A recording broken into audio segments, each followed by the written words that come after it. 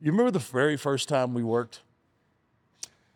Oh, Okay, let me remind you. Oh, geez. The very first time we worked, and I remember sitting down. I was like, "Hey, you know, lay it in. I want it to be good, make it solid." And you are just waffling me, man. I mean, hammering me every punch, right? every punch right in the ear too. Oh, And I was like, "Oh my gosh!" So it's finally time for me to throw my first punch at you. I remember. Now you remember? Yeah. So I draw back. I draw back and I look and your face is like, I mean, what are you doing? Well, you're gauging like you're gonna knock my head off, and I was like, I'm a trained professional here.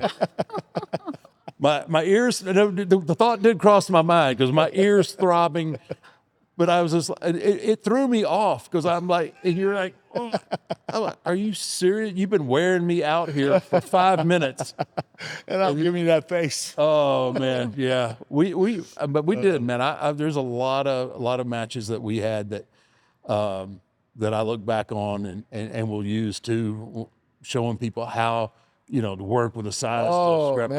man, and- we had yeah. great chemistry, man. Yeah. I would tell you this: the first few times I wrestled you, they were pretty much domination matches where you just crushed me, and I didn't really get a lot out of it or learn a lot. But that's the direction we were going at the time. Right. American Badass was getting a big push, and you know me, I was just starting out.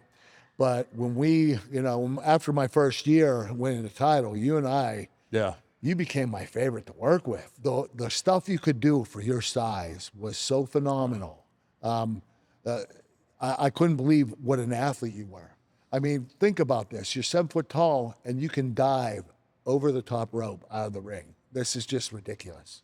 You know, you're not a lucha wrestler. Well, you know, I mean, maybe secretly back in the day, I'm an oversized. I'm like Andre the Lucha. A wannabe. Yeah. Wannabe. No. But yeah, we did. I enjoyed our No Way our Out? chemistry. Oh man. Oh, man.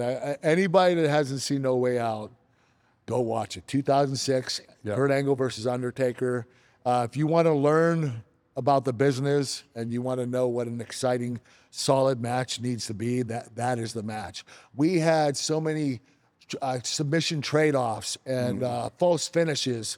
It was just a really exciting match. Just kept growing and growing, getting bigger and bigger and bigger, Yeah. all the way to the end. You know what? We had I don't want to say a crappy finish. It was a smart finish, but it wasn't really a great finish like a domination finish. Right. It was you had me in the leg lock choke, and I flipped over and rolled you up in 1, 2, 3. Yep. So knowing that, having that kind of finish, that match still was match of the year. Yeah, yeah. It was the finish was a little suspect. Is that the one? Is that the finish where we had to redo it? Yes. oh no. That is. Well, now that you know we've pulled the curtain back on everything. I might as well. No, I'm sorry. That was no. That was the next match. That was the next match after that. because the match we did was in Baltimore. The one we did where we did That's it right. over That again was the in setup. Boston. Yes. Yeah. Yeah. So the finish was again. You end up in Hell's Gate. Yep. And then you stacked me, right? Or you stacked me up, and it was supposed to be a simultaneous. 1, 2, 3 on you and me tapping. Yes. And we did it at the same time. 1, 2, 3 Exactly. tap. Right. And yeah. So But they missed the camera angle, which yeah, they didn't WWE get the never tap. does. They didn't get the tap out. They didn't. They didn't get. Yeah. So they didn't get the tap, right? And that was the end of the night. So So it's ding, ding, ding. The bell rings. People start leaving. Yeah. And Vince loses his mind. He is batshit crazy. Yeah. And he's like, "We've got to do it over." And like the crowd is gone. Yeah. Right. I mean, everybody's Well, out. don't forget, it took the crowd.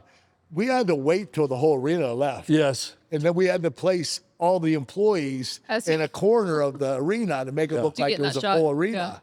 Yeah, and so they had one camera shot on the opposite side showing our match, and then people that were in the crowd on the other side. But It was it was all like the roadies and the ring crews. yes. And until they had that one shot Yep. filled up, and they were getting signs off of the ground and holding up signs. It was, you know, and us being through going through the match, it was like, oh my God, okay, this is going to be horrible. Yeah. Like we just had this killer match. I know. And we're gonna ruin it like this. And Right. man, when they edited it, Couldn't it tell. was It seamless. looked perfect. It Yeah, was yeah. seamless, and it was like, And you know that's what? the magic of TV right there. I know everybody left, but man, it took forever. We had to be there till 1 in the morning. Oh, it was late. Yeah. We waited 2 hours to do that. Oh, And that's like when I after the show was over. we Oh, waited yeah. 2 hours. I Yeah. used to have to wait for Yeah. him when he was buried alive. That would take. I mean, not. What, in- Oh gosh. When I get, Buried alive? yeah, I don't think I ever No, won a you were- buried alive match. Yeah. But you know, once you get buried, you can't just get unburied. You have to wait till Oh, everybody's out of the yeah. arena, and Right. Yeah. you know. So you stayed in there? And So, then about did you hours. start digging them out? Can we go get him yet? Oh, yeah. But yeah, I look back on those days, and yeah, I always liked working. Like me personally, I always liked working with smaller guys, right? And you and Eddie, Eddie was great. you guys had that rare ability. Shawn Michaels is in that group of guys too.